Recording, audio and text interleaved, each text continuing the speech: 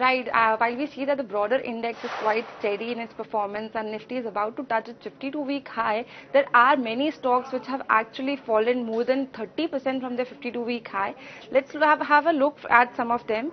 Talking about HCC for the first, we have seen a 51% decline in the stock's movement from its 52-week high, and this drop is largely attributed to the company's specific challenges, including the declining revenue, project delays, and high debt levels. But here we should mention that there has been a consensus rating of 100% seen from analysts for the buy rating. Also, Cyient, we see that 47% decline from its 52-week high, and decline is mainly driven by the weaker financial results and also repeated guidance cuts seen by the management, with also 2025 resignation that we see coming from the CEO. If we talk about Blue Jet Healthcare, again a 44% decline on the back of weak financial results from the company. Concord Biotech, again a 42% decline. The company's top line is being affected due to the several factors, including regulatory delays, market disruption, and also the shifts that we have seen in the US procurement patterns.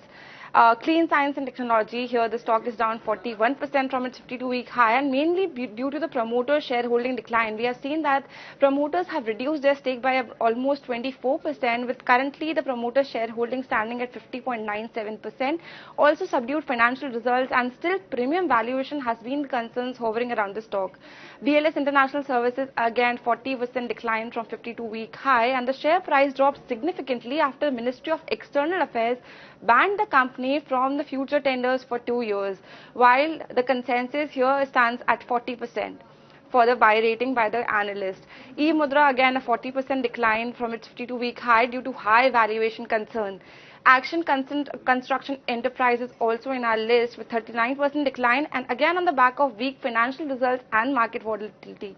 Talking about Birlasoft Limited, weaker than anticipated deal wins and an uncertain demand environment have raised concern about company's near-term growth outlook, with 39% decline seen from its 52-week high.